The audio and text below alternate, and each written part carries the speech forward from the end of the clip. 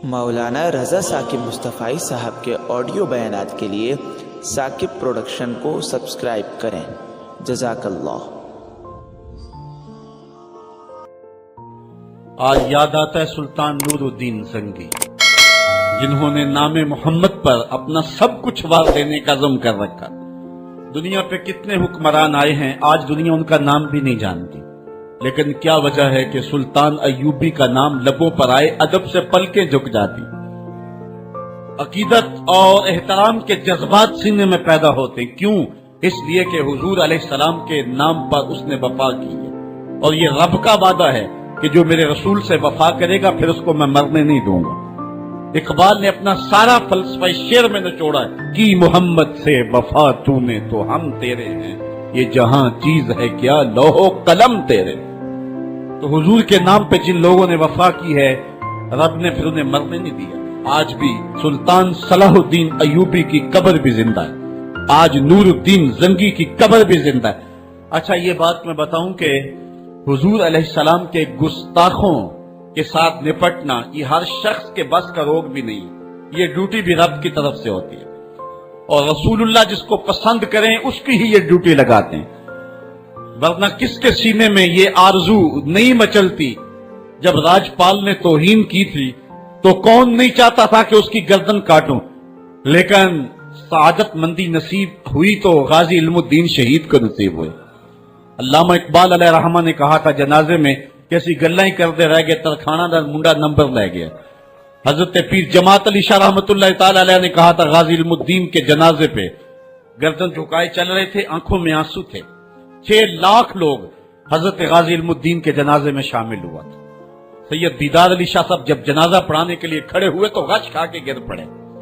بعد میں جب اٹھے اور جنازہ پڑھایا تو کسی نے کہا حضرت آپ نے بڑے بڑے جنازے پڑھائے ہیں، کبھی یہ کیفیت آپ کی ہوئی نہیں ہے۔ فرمایا جنازے بڑے پڑھائے ہیں لیکن کبھی حضور کا دیدار نہیں ہوا ہے۔ آج پہلی بار یہ موقع ملا، ادھر جنازہ پڑھانے لگا، ادھر آمنہ کا لال بھی سامنے تھا۔ حضرت پیر امیر ملت علیہ رحمہ گردن جھکائے چل رہے تھے تو آپ نے کہا لوگوں میں نے بڑے بڑے بادشاہوں کی کہانیاں پڑھی ہیں، میرے دل میں کبھی یہ امنگ نہیں جاگی کہ فلاں بادشاہ میں ہوتا۔ جو فقیر ہوتا ہے وہ خود ہی شہنشاہ ہوتا ہے، اس لیے اس کے دل میں یہ آرزو کیوں پیدا ہو کہ وہ بادشاہ ہو، وہ خود ہی شہنشاہ ہوتا ہے۔ کہتے ہیں میں نے بڑے بڑے پہلوانوں کے تذکرے سنے ہیں، میرے دل میں یہ امنگ بھی نہیں جاگی کہ فلاں پہلوان میں ہوتا۔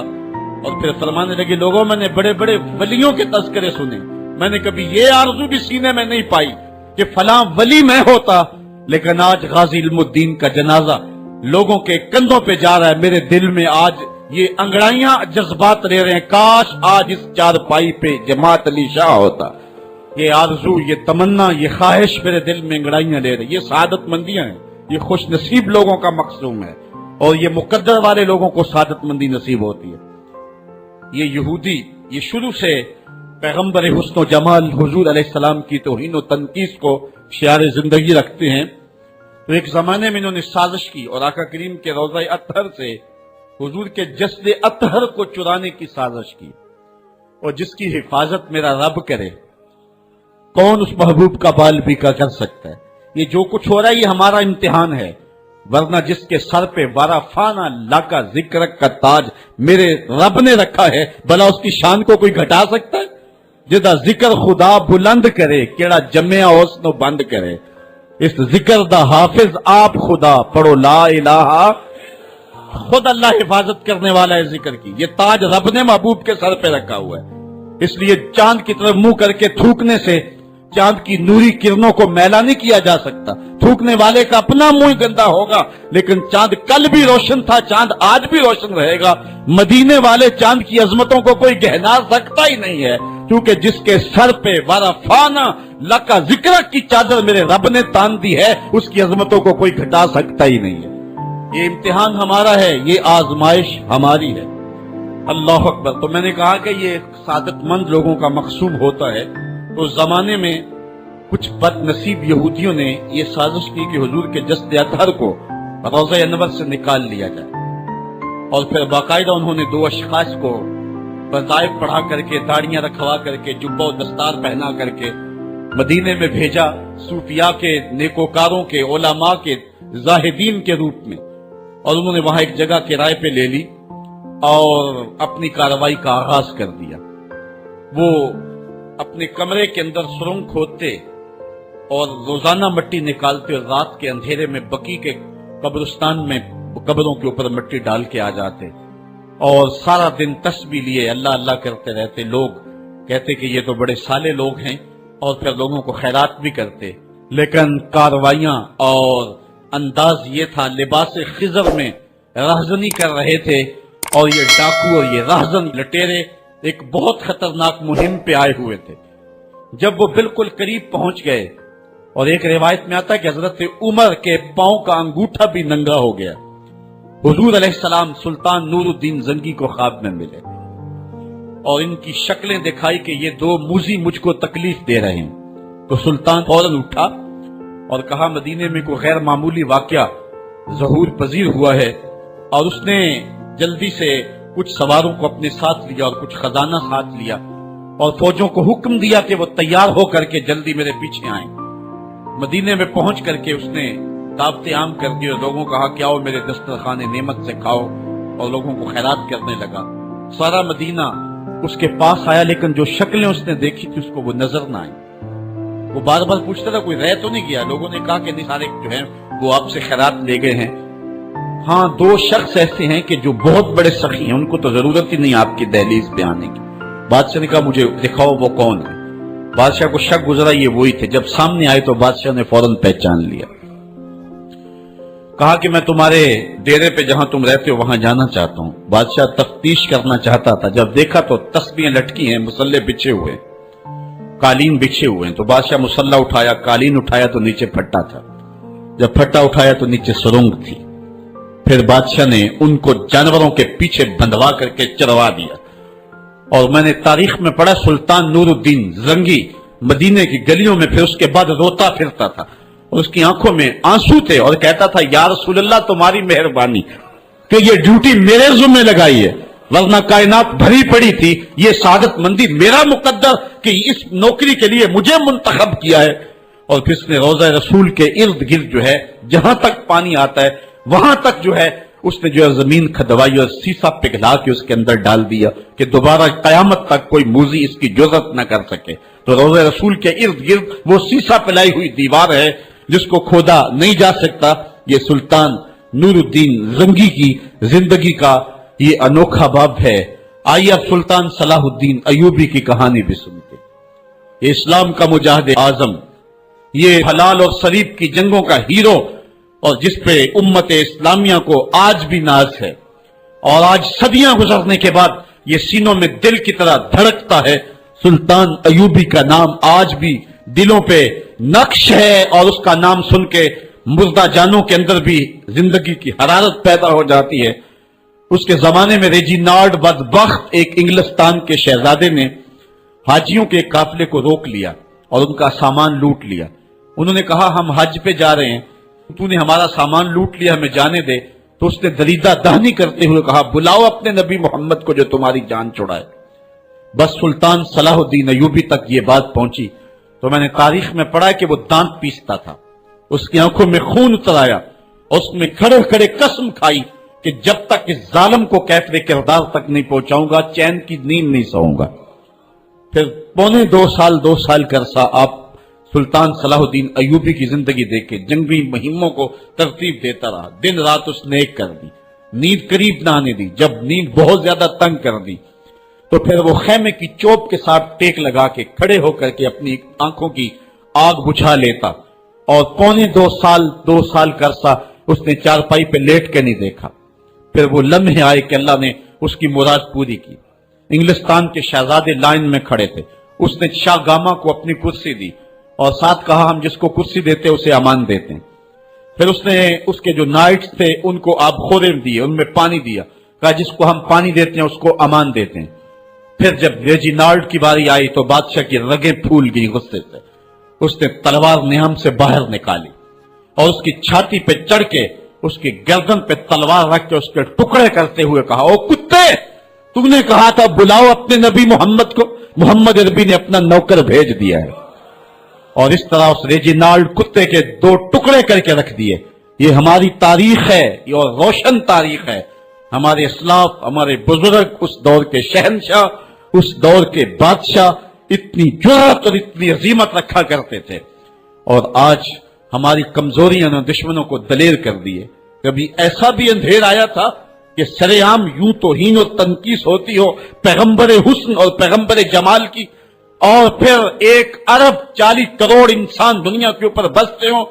یہ بھی زمانے نے دن دیکھنے تھے. تو امت مسلمہ کی موت واقعہ ہو جائے اگر حضور علیہ السلام کی توہین باقی رہتی ہے. اس لیے امت کو پوری قوت کے ساتھ کھڑا ہونا ہے اور اپنے نبی علیہ السلام کی توہین کا بدلہ لینا ہے. اور یہ ممکن نہیں ہے جب تک جو ہے وہ ہم پوری دنیا کے اوپر غالب نہ ہوں. اللہ تعالیٰ امت کو وہ دن نصیب فرمائے کہ امت کا غلبہ اللہ تعالیٰ نصیب فرمائے. اس وقت ہمارا المیہ یہ ہے کہ ہمارے پاس عالمی لیڈر کوئی نہیں ہے. عوام کے جذبے یقیناً دیکھنے کے. سیریا کے بچوں کو میں نے دیکھا کہ وہ چھوٹے چھوٹے بچے، انہوں نے ہاتھوں میں کتبہ پکڑا ہوا ہے، اور میں اس منظر کو دیکھ کر کے کتنی دیر تک سکتے میں رہا. اس کے اوپر لکھا ہوا تھا اقتلونا ولا تسبوا لنبینا، ہمارے ٹکڑے کر دو لیکن ہمارے نبی کو گالی نہ دو. ان بچوں کے درد کی کہانی کلیجے چیر رہی تھی. یہ محبتوں کا عالم. وہ اقبال نے کہا تھا چمن میں رخت گل شبنم سے تر ہے، چمن میں رخت گل شبنم سے تر ہے، سمن ہے سبزہ ہے باد سحر ہے، مگر ہنگامہ ہو سکتا نہیں گرم، یہاں کا لالا بے سوزے جگر ہے. اس وقت امت بے امام ہے. امت کے پاس جو ہے وہ کوئی ایسا شخص نہیں ہے جو امت کی رہنمائی کرے. ملک بھی خالی ہیں اور عالمی لیول پہ بھی ہم کسی امام سے محروم ہیں. اللہ نے وہ دن نصیب کرنے ہیں. ہم صفے سیدھی کریں، بس ہمارا کام اتنا ہے. صفے سیدھی کریں گے تو امام بھی اللہ بھیج ہی دے گا. اور وہ وقت آئے گا کہ اس کے جھنڈے نیچے ہم کھڑے ہوں گے. اور ہم نے تاریخ میں پڑھا ہے، کتب صحاح میں موجود ہے، بخاری اور باقی کتابیں اٹھائیں، ہمیں اس وقت کی بشارت دی گئی ہے کہ جب اساکر اسلام ترتیب پائیں گے اور پھر امام بھی آ جائے گا اور پھر امت مسلمہ وہ بانک پن پائے گی. یہ صحیح حدیث میں آتا ہے کہ اگر کوئی یہودی کسی پتھر کے پیچھے یا درخت کے پیچھے چھپ کر کے پناہ مانگنا چاہے گا تو وہ پتھر مسلمانوں مجاہدوں کو بول کر کے کہے گا ادھر آ، یہ ظالم میرے پیچھے چھپا ہوا ہے. وہ دن بھی اللہ تعالیٰ نے ہمیں دکھانے ہیں اور پوری امت کے اوپر جھنڈا جھولے گا تو آمنہ کے لال کا ہی جھولے گا انشاءاللہ. آ ملیں گے سینہ چاک آنے چمن سے سینہ چاک، بس میں گل کی ہم نفس باد صبا ہو جائے گی، شبنم افشانی پیدا کرے گی میری سوز و ساز، اس چمن کی ہر کلی درداش نہ ہو جائے گی، آسمان سحر کے نور سے ہوگا آئینہ پوچھ، ظلمت رات کی سیماب پا ہو جائے گی، شب گریزاں ہوگی آخر جلوائے خورشید سے، یہ چمن معمور ہوگا نغمہ توحید سے. وہ وقت انشاءاللہ آنے والا ہے. بس ہمارا کام صفیں سیدھی کرنی ہے اور صفوں کو ترتیب دینا ہے، اپنے جذبوں کو مرنے نہیں دینا ہے، اور یہ جذبے اپنی نسلوں میں بھی منتقل کرنے ہیں اور اپنی نسلوں کو بٹھا کر کے حضور کی عظمت کی کہانی پڑھا کے جانا ہے. میں نے سیریا کے ان بچوں کو دیکھا تو میں اپنے بچوں کو بٹھا لیا. میں نے کہا بیٹے پوری دنیا کے اوپر حضور کی ناموس پہ حملہ ہے، بتاؤ ہم کیا کریں گے. تو میرا 5 سال کا بچہ ہے، مجھے حمزہ کہنے لگا کہ ابو یہ جو تلوار آپ نے لٹکا کے رکھی ہے بیٹھک میں، اس کے میں پیچ خود کھول سکتا ہوں اور یہ میرے ہاتھ میں دے، ان ظالموں کو میں کاٹوں گا. میں نے کہا بیٹے مجھے یہی تجھ سے توقع تھی، اس لیے کہ تیرے جسم کے اندر خواجہ دین محمد مصطفی کی غیرت کا خون دوڑ رہا ہے، اور انشاءاللہ یہ ہماری نسلیں اٹھیں گی اور اسلام کے غلبے کا خواب ہم شرمندہ تعبیر کریں گے انشاءاللہ. تو اپنے بچوں کو بٹھائیں اور ان کو بتائیں اور ان کو حب رسول کے جام پلائیں، ان کے اندر محبت رسول انڈھیل دیں اور ان کے سینے کے اندر یہ حرارت پیدا کر دیں، اور وہ امت کے لیے اور نام محمد کے لیے ہر قربانی دینے کے لیے آمادہ ہو جائیں. انشاءاللہ وہ وقت دور نہیں ہے جب پوری دنیا کے اوپر اسلام کا جھنڈا جھولتا ہوا نظر آئے گا. ہم نے اپنے جذبوں کو بہر صورت بیدار رکھنا ہے، اور اگر انہوں نے توہین کی زبان کھولی ہے تو کروڑوں انسان حضور کی مدح میں زبانیں کھول لیں. صبح و شام وظیفہ درود و سلام کا لبوں پہ جاری کر لیں اور حضور کے نام کا جھنڈا اٹھائیں. یہ گلیوں میں، یہ چوکوں میں، یہ بازاروں میں یہ احتجاج، یہ تو ایک معمولی کیفیت ہے. ہم تو اس سے آگے بھی اگر ہم بے بس ہیں، کر کچھ نہیں سکتے. سچی بات ہے، ہمارے اندر جو جذبوں کی کائنات ہے ان کو کچا چبا جائیں کہ جنہوں نے میرے آقا حضور نبی رحمت کی توہین اور تنقید کی ہے، اس لیے جو ہم سے بن پڑا، جو ہم سے ہو سکا، ہم نے وہ ضرور کرنا ہے۔ وہ کیا کہا تھا سودا نے کہ مجنو لیلا سے بازی نہ لے سکا پر سر تو دے سکا۔ کس منہ سے کرتے ہو دعویٰ عشق سودا، تم سے تو یہ بھی نہ ہو سکا۔ ہم نے دیکھنا ہے کہ ہم کیا کرتے ہیں، اس حوالے سے ہمارے جذبات کیا ہیں۔ مجھے یاد آئی آج عمارہ، سارا دن آج عمارہ کی کہانیاں میرے ذہن میں گردش کرتی رہی۔ عمارہ غزوہ احد کی نامور مجاہدہ ہیں کہ جب بھگدڑ مچی اور کچھ تو خون ہونے لگا اور عجیب کیفیت بن گئی، تو اس وقت حضرت عمارہ خاتون ہیں جو اس جنگ میں ساتھ آئی تھی، کس کام کے لیے آئی تھی کہ کوئی زخمیوں کی مرہم پٹی کروں گی، لیکن جب دیکھا کہ حضور تنہا ہے اور تیروں کی برسات ہو رہی ہے، عمارہ تلوار لے کے میدان میں آ گئی، اور حضور نبی رحمت نے فرمایا کہ میں جدھر دیکھتا تھا مجھے عمارہ ہی نظر آتی تھی۔ اگر ادھر سے حملہ ہوتا آگے عمارہ کھڑی ہوتی، اگر ادھر سے حملہ ہوتا تو عمارہ کھڑی ہوتی۔ میں کہتا عمارہ تیرے نام پہ میری نسلیں قربان، جس نے محمد عربی کی آبرو کا پہرا دیا۔ اللہ اکبر۔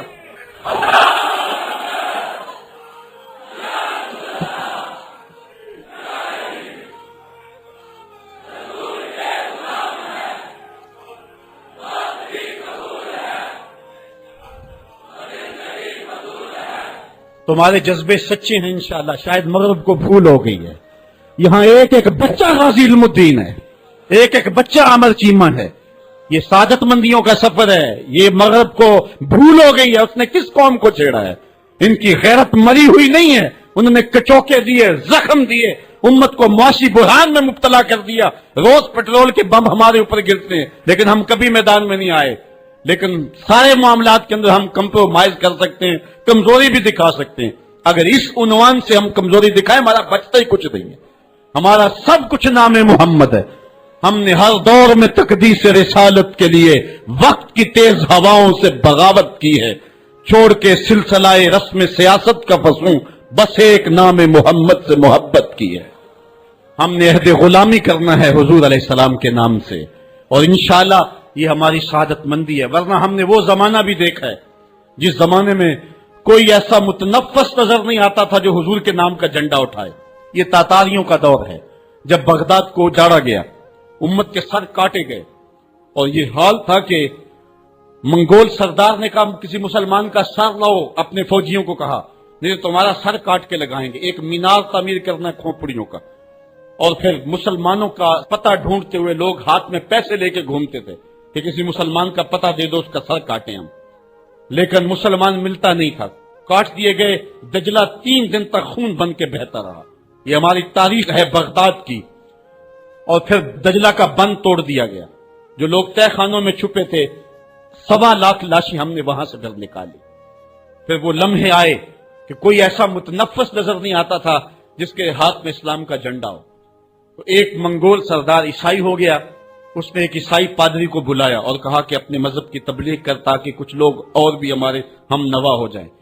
اس نے قسم پرسی کے سالم میں کہ اب کوئی شخص نہیں ہے جو اسلام کا نام لیوا ہو، تو اپنے خود سے باطنی کا اظہار کر دیا اور پیغمبر حسن و جمال حضور نبی رحمت کی توہین و تنقید کا آغاز کیا۔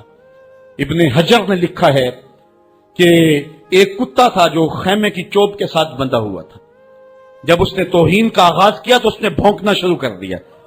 لوگوں نے کہا کہ یہ کتا تیری اس توہین کی وجہ سے بھونک رہا ہے۔ اس نے کہا نہیں ایسی کوئی بات نہیں، یہ کتا نسلی کتا ہے۔ واقعی وہ نسلی تھا، اور میرا ہاتھ کا اشارہ پا کے غیرت میں آ گیا ہے، کوئی ایسی بات نہیں ہے۔ اس نے پھر توہین کا آغاز کر دیا۔ تو ابن حجر نے لکھا ہے کہ اس کتے نے زنجیر تڑوا کر کے اس پادری کے گلے میں جا کے دانت گاڑ دیے اور چھوڑا تب جب اس کو واصل جہنم کر دیا۔ اس منظر کو دیکھ کے 70,000 اس فوج کے سپاہی اسلام کے دامن میں آ گئے۔ اقبال نے اسی موقع پہ کہا تھا تو نہ مٹ جائے گا ایران کے مٹ جانے سے، نشائے میں کو غرض نہیں پیمانے سے، ہے ایاں یورش تاتار کے افسانے سے، پاسباں کعبے کو مل گئے صنم خانے سے۔ اللہ اپنے نبی کی آبرو کی یوں بھی حفاظت کرنا جانتا ہے۔ کون جانتا تھا کہ عامر چیمہ یہ کام سر انجام دے گا؟ وہ تو ٹیکسٹائل کی ڈگری لینے گیا تھا، لیکن غلامی رسول کی سند لے کے پلٹا۔ میں نے غازی کے جنازے میں شرکت کی ہے. آپ نیٹ پہ جائیں اور وہاں اس کے جنازے کی تصویر دیکھیں یا کہیں تصویر آپ کو میسر ہو. جنازہ لوگوں کی انگلیوں پہ ہے, بھاری تابوت اور اس کے اندر اس کا جسد اطہر, لیکن ہاتھوں پہ نہیں ہے, آپ کو انگلیوں کے پوروں پہ نظر آئے گا. اور ایسے مناظر بھی دیکھنے والوں نے دیکھے کہ رش کی وجہ سے لوگ نیچے سے ہٹ بھی جاتے اور وہ پھر بھی ہواؤں میں تیرتا رہتا. آپ جا کے دیکھ لیں, میں کوئی ہوا میں بات نہیں کر رہا, بالکل انگلیوں کے پورے پہ میں خود شامل تھا.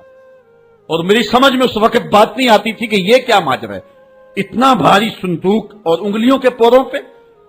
پھر ایک دن میں حضرت سعد بن معاذ کی کہانیاں پڑھ رہا تھا کہ ان کا جنازہ بڑا ہلکا تھا, تو پوچھا گیا تو فرمایا کہ سعد کے جنازے کو صرف انسان ہی جو ہے وہ کندھا نہیں دے رہے, فرشتے بھی کندھا دے رہے ہیں. غازی کا جنازہ ایسے ہوا میں تیرتا تھا جس طرح پانی پہ کشتی تیرتی ہے. میں نے خود غازی کی قبر کی پائنتی پہ ایک سید زادے کو روتے دیکھا, اور وہ کہہ کیا رہا تھا, رب